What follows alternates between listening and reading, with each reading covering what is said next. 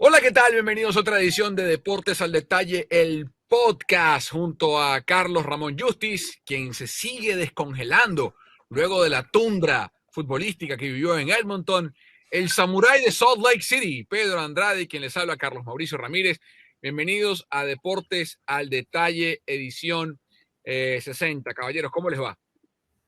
Como bien dices, descongelándome, todavía tengo el puesto del defrost, pero ya estoy entrando a room temperature. Yo aclimatado, como si viviese en Canadá. Aquí en Salt Lake City está entrando la temperatura fría, así como se quedó México, frío.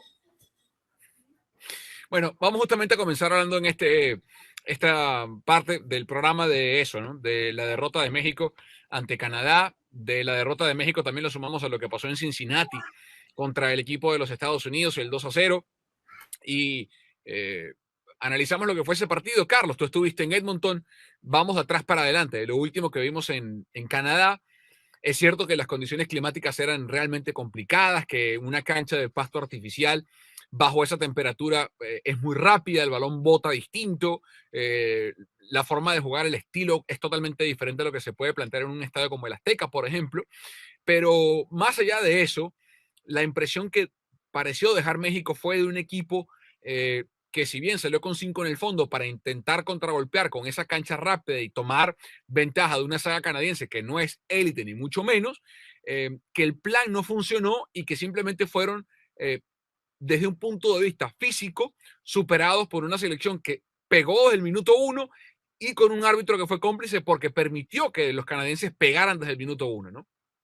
Sí, un poquito de eso y la intensidad, ¿no? Yo creo que lo único que le puedo achacar a México que realmente no vi fue la intensidad. ¿Y por qué lo digo? Porque al final, cuando quedan 10, 15 minutos, en esa intensidad se van al ataque, anotan un gol y casi acaban anotando el empate. Entonces, la pregunta siempre va a ser, ¿por qué México no pudo jugar con esa intensidad con la que jugó esos últimos 10, 15 minutos la mayoría del partido? A lo mejor sería, o sea, uno entiende que a lo mejor con esa intensidad, empieces con esa intensidad y se te vaya acabando de a poco, ¿no? Y a lo mejor una hora o en 70 minutos ya no tengas más gas, pero ¿por qué hacerlo al revés? ¿Por qué permitir, sobre todo cuando ves que el equipo canadiense viene y te está pegando, no jugar con esa intensidad desde el principio y después manejar el partido? Entonces, a mí esa es la sensación que me queda, sobre todo después de ver el final, porque al principio decía, bueno, a lo mejor no da para más, pero cuando ves que son capaces de tener 10, 15 llegadas en 10 minutos, entonces te queda el mal sabor de boca de decir, bueno, ¿y por qué no hicieron eso desde el principio?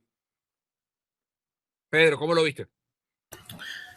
Mira, bueno, hago más o menos el mismo análisis que Carlos Justi, que estuvo allá.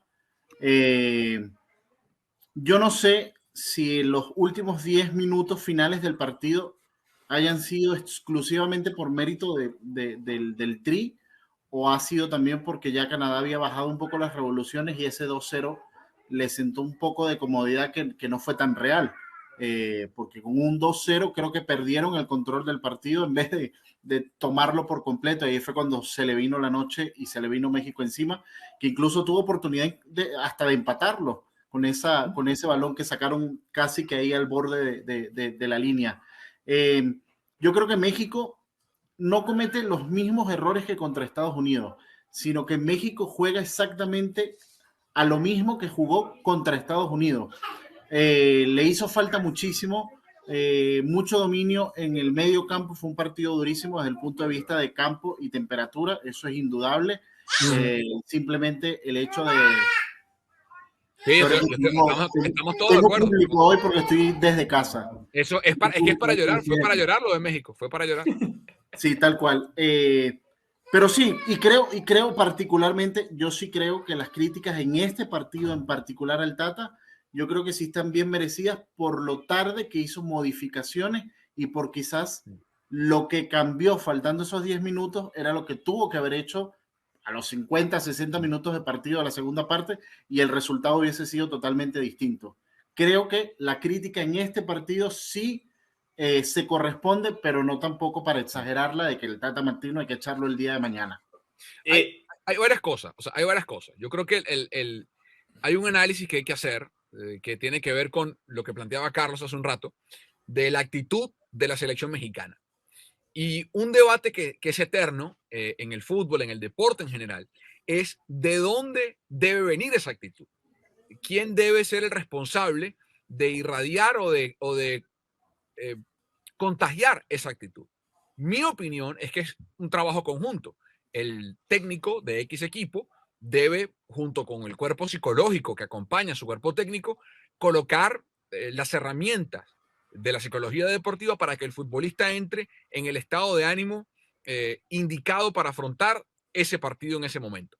No es lo mismo prepararse psicológicamente para un partido en Edmonton de eliminatorias, que hay un margen y hay un colchón, a jugar la final de la Copa del Mundo, a la final de la Champions, ¿no? O sea, el ambiente emocional es distinto. Pero también creo que hay una corresponsabilidad del deportista de asumir su papel, de asumir su rol como bien automotivarse o si lo que le está diciendo el técnico, reclamarlo y decir, hey, eso no me está llegando o lo que sea. ¿De qué falló? Ni siquiera Carlos, que estuvo en Canadá, lo puede saber porque no estuvo en el vestuario. O sea, hay cosas que nunca sabremos a menos que los protagonistas lo digan. Pero yo coincido con lo que dice Carlos, Pedro. Falta la actitud. Y tan falta que coincido de las pocas cosas con las que coincido con Martino post análisis del partido, es que Héctor Herrera, que es un jugador sin rendimiento cotidiano en el Atlético de Madrid, terminó siendo el mejor jugador de México, un futbolista sin ritmo, pero con la testosterona, el temperamento que el partido requería. Entonces, si hay algo que yo siento que falta en este ciclo, Carlos, de Martino, es eso, el empuje, porque ha perdido partidos contra Estados Unidos en la Nations League, contra Estados Unidos en la Copa Oro y contra Canadá y contra Estados Unidos, en donde a veces, si el fútbol falta, otra cosa tiene que aparecer, el carácter de alguien colectivo, y no aparece.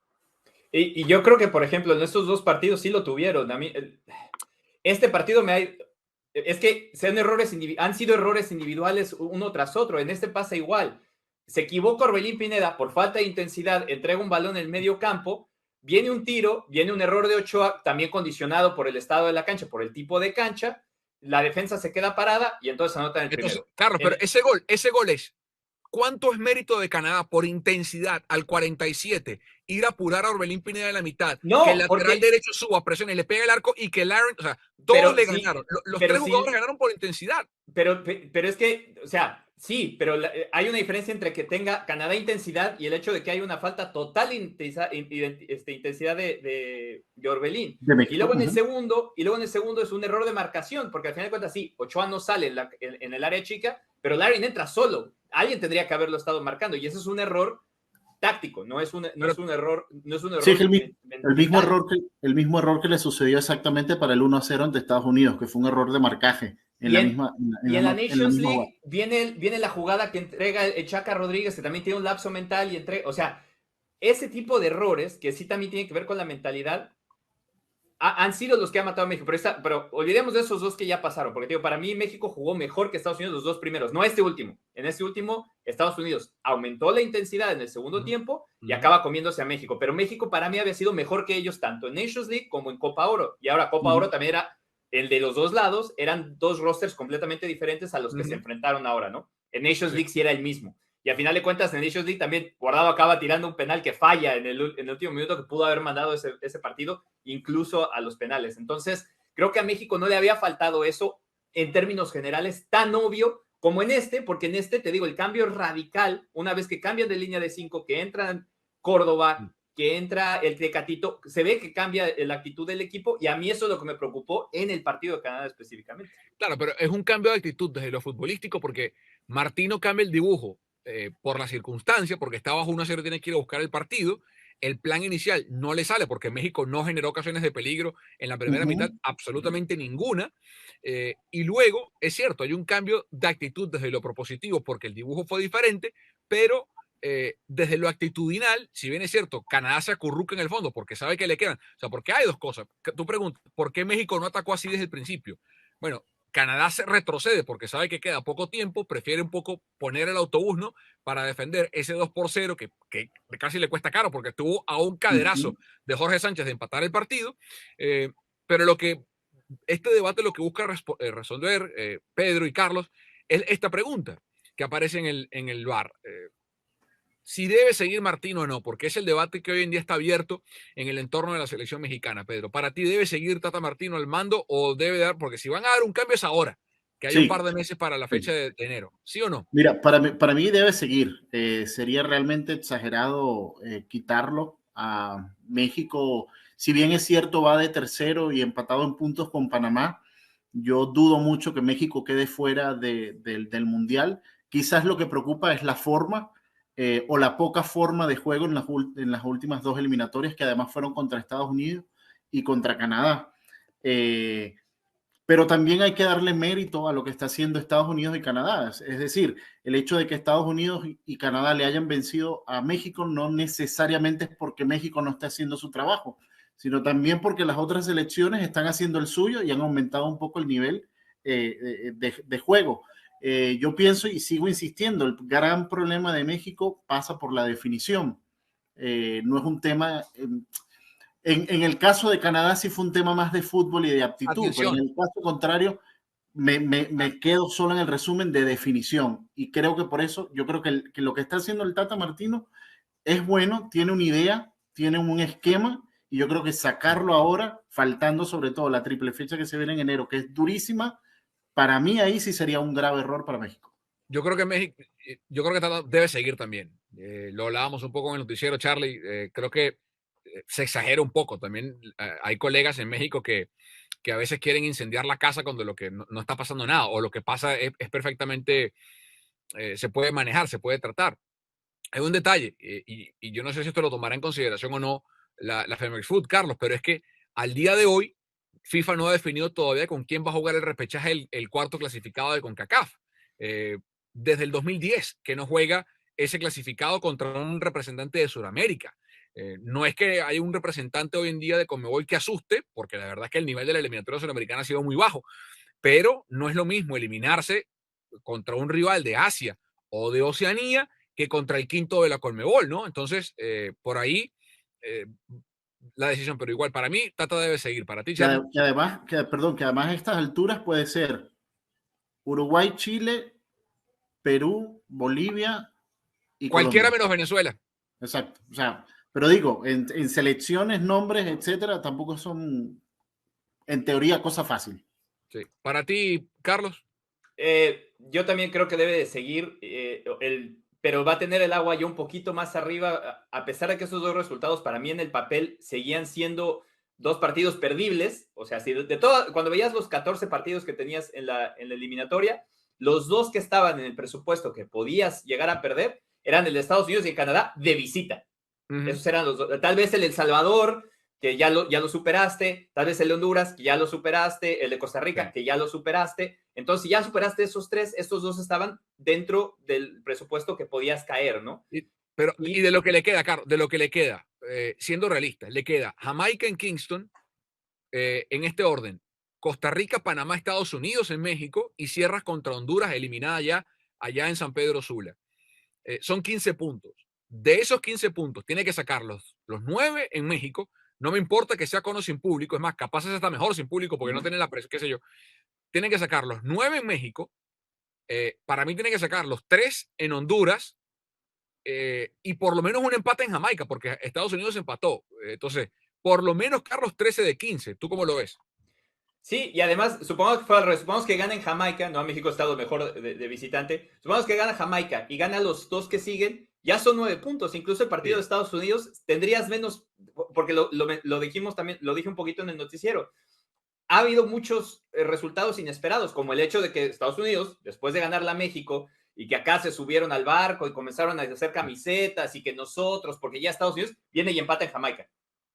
Y entonces eso mismo le puede pasar a cualquiera de los otros equipos. Claro. Canadá puede venir y empatar el que sigue, Panamá puede empatar el que sigue o perderlo, y entonces si tú sacas esos 9 puntos, en una de esas te ves en una situación donde dices, bueno, pierdo el de Estados Unidos, gano el otro, y de todas maneras soy primero de toda la CONCACAF. Entonces, tiene que ver mucho también lo que van a pasar con los otros resultados. Exacto. Pero es indispensable para mí ganar el de Jamaica, sobre todo por la confianza que debe de ser, sobre todo porque eran 4 partidos de visitante, que también como que eso se perdió un poquito, como se separaron estos dos del anterior que tuvo que jugar México en El Salvador. Sacas esos 3, pierdes estos 2, bueno, ok, pero son 4, entonces si ganas 6 de 12 de visitante, no es una mala cosecha. Y después llevarte otros 9 o 6 o 7 de local, pues tampoco es. Ahora Para sí, mí, lo mismo, sorry, nada más para terminar, el de Estados Unidos no lo puede perder México. ujú, No por lo que signifiquen puntos. Da igual. No, no Si puedes perder 4 veces seguidas contra Estados Unidos. ese es el exactamente. problema. El Ujú. problema es que el Tata Martino no puede perder contra Estados Unidos el de México sin importar lo que sea que para el eliminatorio. Y sin Eh, importar cómo juegue y cómo lo haga. O sea, así sea 1-0 y colgado del palo de Memo Ochoa el resto de los 89 minutos que queden, listo. Lo que sí, para mí, en el partido, ojo, el calendario que se le viene a México jugando en casa, salvo el partido contra Estados Unidos, que es clave, para mí el otro partido que es sumamente importante, pero también dependerá mucho de lo que haga Panamá, es ese México-Panamá. Y es por el empate en puntos. Habría que ver qué pasa con Panamá después de la primera fecha, después de que México visite Jamaica. Si Panamá vence, llegarían igualados a puntos. Viene el partido a muerte contra Estados Unidos y ese partido Panamá-México va a estar, pero increíble, si se mantiene exactamente la tabla como está a estas alturas. bueno, seguimos hablando de fútbol acá en Deportes el Detalle, pero vamos a cambiar de tema. Y ahora acá en Deportes el Detalle analizamos la Copa del Mundo Qatar 2022 que usted va a disfrutar por la pantalla de Telemundo en exclusiva en español para todos los Estados Unidos, porque ya hay equipos que están calificados a la Copa del Mundo. Este viernes 19 de noviembre ya faltará exactamente un año para que estemos en la Copa del Mundo de Qatar. Y ya hay equipos calificados, obviamente Qatar por ser la sede, pero vamos a empezar a revisar, muchachos, los que ya están con boleto en mano. Y empecemos por Europa, Alemania, Bélgica, Croacia, la actual subcampeona del mundo, Dinamarca, España, Francia, Inglaterra, Serbia, Suiza y Holanda. Ya están en la Copa del Mundo. Equipos que van al repechaje, a la repesca de la UEFA. Atención, Portugal, Suecia, Italia, Escocia, Rusia, Polonia, Austria, República Checa, Gales, Macedonia del Norte, Ucrania y Turquía. Uno casi que puede invertir los grupos y no hay sorpresa, ¿no?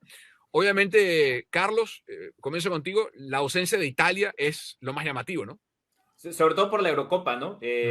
No tanto así por el proceso que había venido Ojo, llevando. perdón, la ausencia de cupo directo, porque todavía puede ir a la Copa del Mundo, Claro, claro. pero la ausencia del cupo directo es por lo que logró en la Eurocopa, más que por otra cosa, porque de hecho, históricamente, en la historia reciente, pues no le ha estado yendo bien a Italia. Entonces, después de haber llegado a la cúspide, ¿no? De lo mejor del fútbol europeo, que se quede fuera, pues, o que esté en el repechaje, sí es una sorpresa. Caso parecido a lo mejor a lo de Portugal, que ya ha estado en esta situación el equipo portugués, al que se le critica mucho por la generación que tiene, ¿no? Pero para mí, lo que no está Italia, te digo, no me parece tan sorprendente. Me parece sorprendente por lo que hizo en la Euro.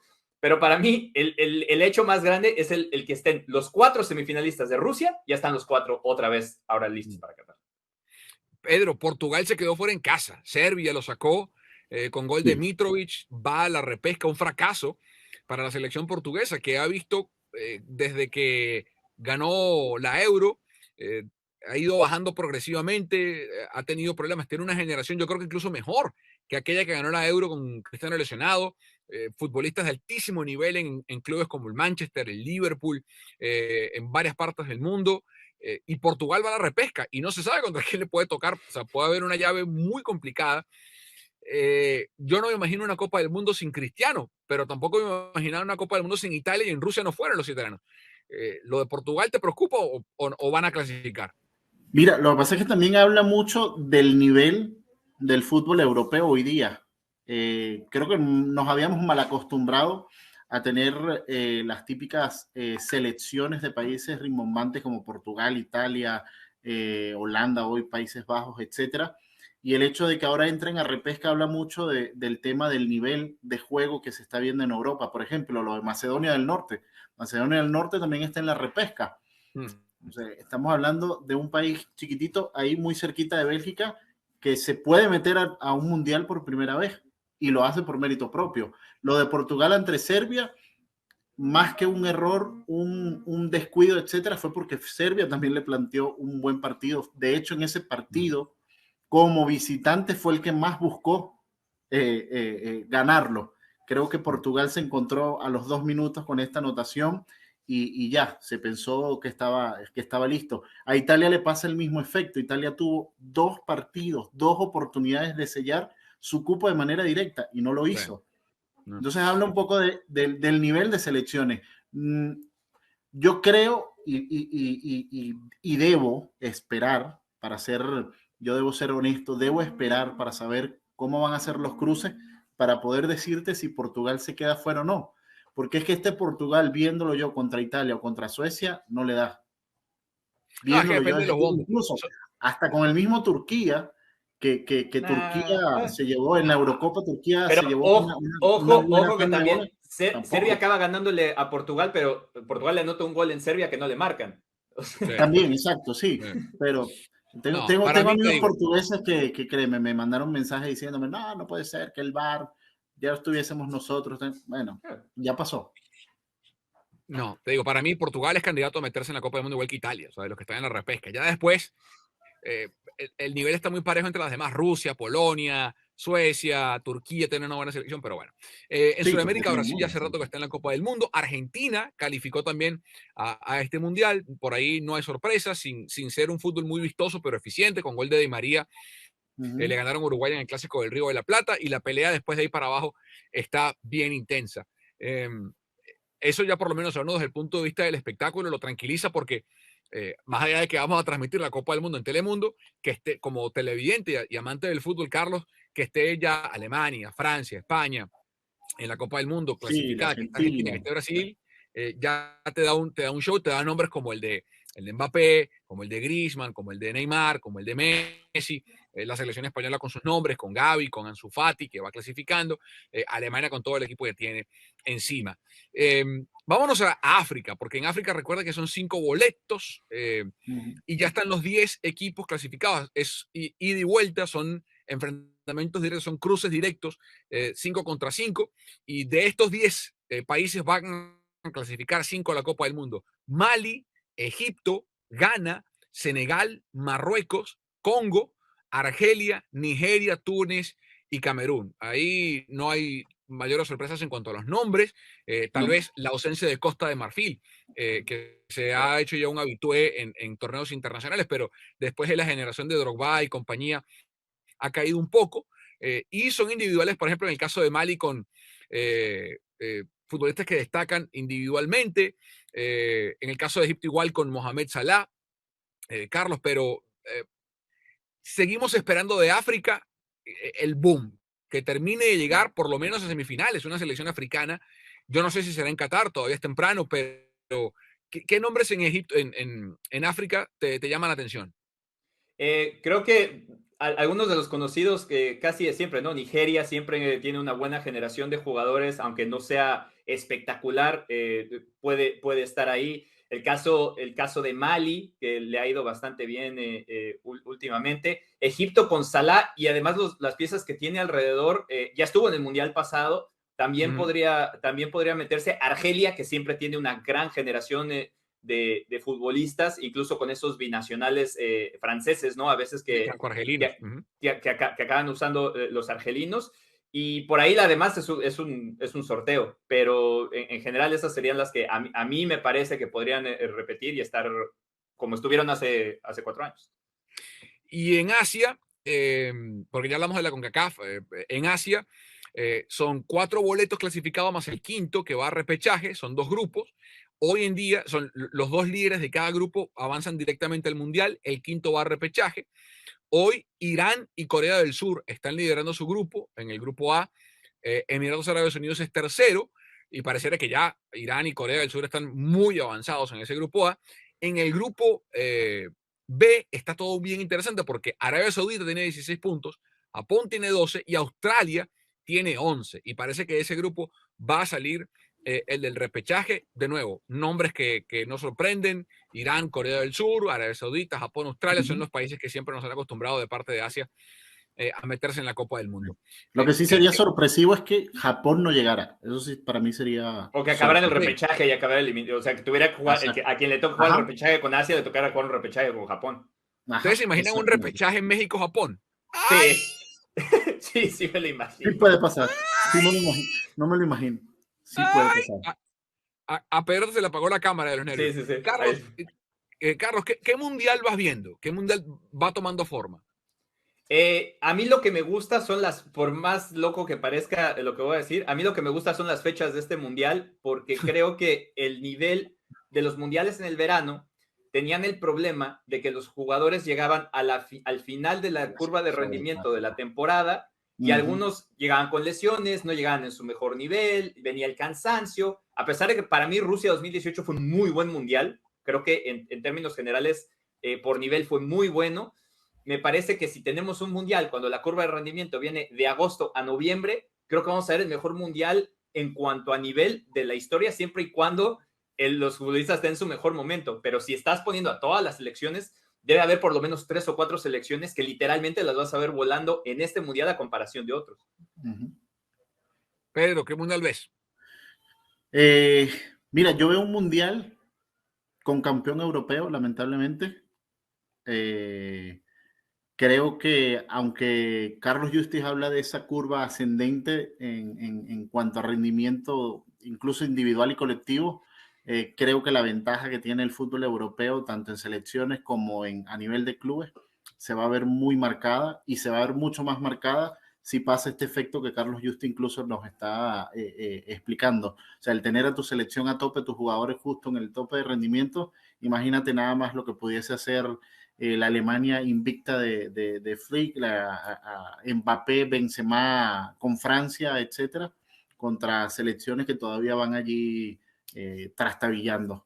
Pero me parece que va a ser un mundial interesante, el cambio de Messi. En cuanto a infraestructura, lo que están haciendo en infraestructura es espectacular, sobre todo para el manejo del tema de las condiciones climáticas, el manejo del calor agobiante que debe ser y aún así para esos meses que en teoría hay menos calor, igual. Y ojo, una cosa rápida, que en parte de esa idea es el hecho de que los estadios están todos en el mismo lugar, o sea, son 3 millas de un estadio a otro. Entonces el hecho de que no vas a tener esos viajes desgastantes, creo que también le va a ayudar bastante a que sean más parejos algunos partidos. Yo creo que va a ser un mundial extraordinario. Creo que vamos a ver muchas sorpresas por lo que decía Carlos, por el tema de las fechas. Porque la preparación física, la nutrición de ciertas selecciones o ciertos jugadores no es la misma, ¿no? La preparación, el desgaste es distinto. Y ciertamente los futbolistas que tienen una infraestructura, un aparataje mucho más avanzado en su entorno y que tienen un bagaje distinto para jugar en el verano, sacan la casta. Me parece que vamos a ver sorpresas por jugarse en noviembre, diciembre. Muchos jugadores van a tener el tanque de combustible más lleno de lo normal, ¿no? Y yo me atrevo, la selección que les voy a nombrar no ha calificado. Yo creo que va a calificar y creo que tiene jugadores suficientes en todas las líneas para hacer algo sobresaliente. Una de las cosas que siempre le ha fallado o históricamente ha fallado en las selecciones africanas son los porteros. No hemos visto hasta ahora, con contadas excepciones, Jackson Go, por ejemplo, en Camerún, Carlos Camero también de Camerún, muy contadas excepciones de selecciones africanas que tienen un portero elite. Y lo otro, también con los centrales. Hemos visto siempre laterales muy buenos, volantes de contención muy buenos, ni hablar volantes ofensivos y ni hablar de delantero. Pero Senegal, Senegal, tiene a Eduard Mendy como arquero del Chelsea, tienes a Koulibaly como central, tienes a Sadio Mané en la punta, tienes un tipo como Isidra Güellé en la mitad de la cancha, tiene una columna vertebral sólida desde el arco hasta la delantera. No ha calificado a Senegal, está entre los 10 que van a la último, como llaman en Brasil, mata-mata, ida y vuelta en la CAF.